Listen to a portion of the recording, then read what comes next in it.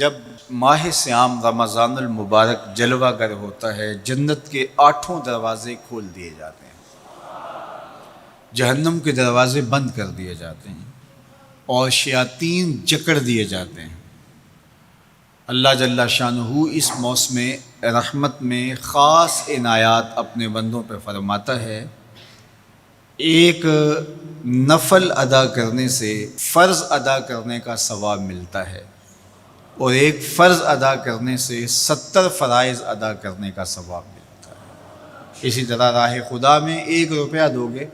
تو 70 روپے خرچ کرنے کا ثواب ملے گا۔ اسی طرح باقی نیکیاں بھی جتنی بھی ہم کرتے ہیں، وہ ایک نیکی کریں گے تو 70 گنا اجر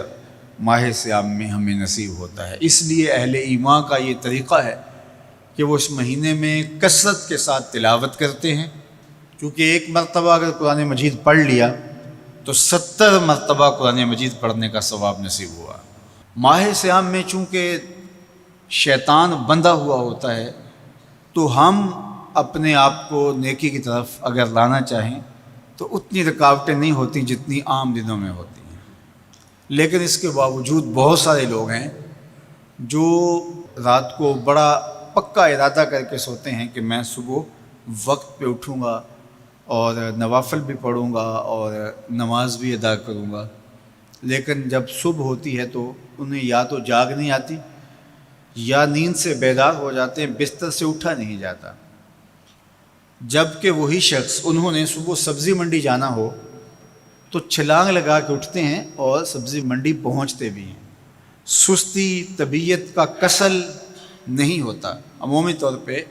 ہم اپنے آپ کو بیمار تصور کر لیتے ہیں اور سستی اور کسل کا نام دے کر کے، بہانہ دے کر کے ہم کہتے ہیں کہ بس کیا کریں، ہم کو ارادہ کرتے ہیں روز لیکن ہم سے اٹھا نہیں جاتا، بس طبیعت اس طرح کی ہے، کسل ہے، سستی ہے۔ یہ بات ذہن میں رکھیے گا کہ ارادہ کرنے کے باوجود بھی صبح جب ہم اٹھ نہیں پاتے یا کوئی بھی نیکی کا کام ہم کرنے کا ارادہ کرتے ہیں تو ارادہ کرنے کے باوجود ارادہ ہی رہ جاتا ہے، ہم کر نہیں پاتے، تو اس کا سبب یہ ہوتا ہے کہ بہت سارے ہم گناہ کر چکے ہیں اور ان گناہوں کی وجہ سے ہم نیکی کی توفیق نہیں پاتے۔ حضرت حسن بصری رضی اللہ تعالی عنہ نے یہی وجہ اس کی بیان فرمائی ہے۔ تو اس کا بہترین طریقہ یہ ہے کہ توبہ کی جائے، اور توبہ بھی سچے دل سے کی جائے، رو رو کے اللہ سے گناہوں کی معافی مانگی جائے، اور سچے دل سے جب توبہ کی جائے تو پھر سارے گناہ نہ صرف مٹا دیے جاتے ہیں بلکہ ان کو بدل کے نیکیوں میں تبدیل کر دیا جاتا ہے۔ تو ماہ صیام کے اندر پختہ عزم کریں اور اس عزم کو عمل کی شکل دینے کے لیے سچی توبہ کریں کہ ہمارا یہ رمضان اس طرح سے گزرے، یہ مہینہ اس طرح سے بسر ہو کہ ہم اس مہینے میں اللہ تعالیٰ کی قربت حاصل کر لیں، ہم گناہوں سے پاک ہو جائیں اور ہم جو ثمرات ہیں، جو فوائد ہیں اس مہینے کے، وہ ہم سمیٹ سکیں۔ تو یہ وہ مہینہ ہے جس کے انتظار میں میرے اور آپ کے آقا و مولا اپنی آنکھیں لگائے ہوتے تھے اور دن گن گن کے وقت گزارتے تھے کہ ماہ صیام آ رہا ہے۔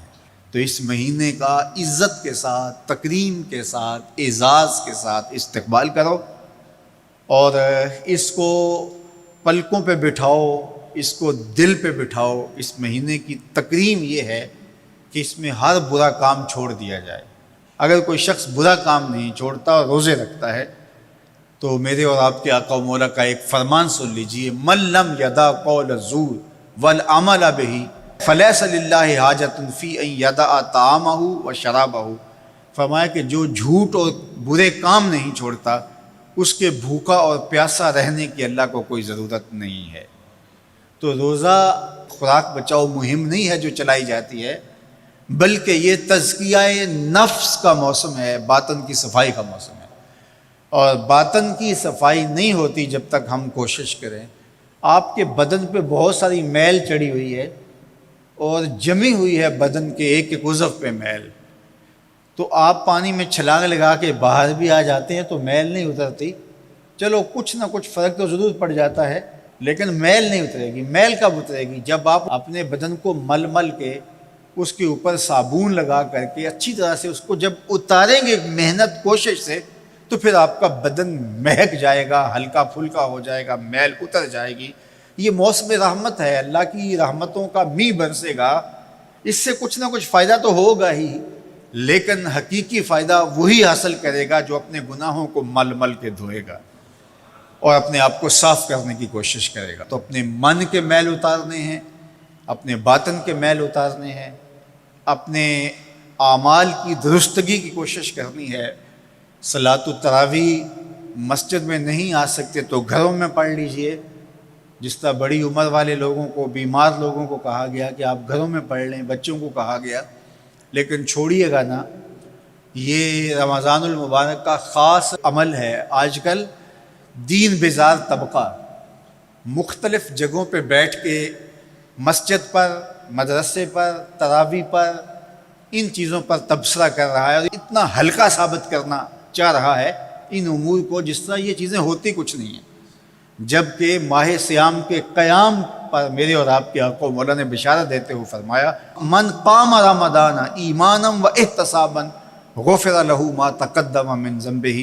جس نے رمضان المبارک کی راتوں میں قیام کیا ایمان اور محاسبہ نفس کے ساتھ، اللہ اس کے پچھلے سارے گناہ معاف فرما دیتا ہے۔ یہ بہت بڑی دولت ہے، تو اس دولت کو ضرور سمیٹیے گا، ضرور حاصل کیجئے گا، من کی ستھرائی، عفت اور پاکیزگی کا سامان کیجئے گا۔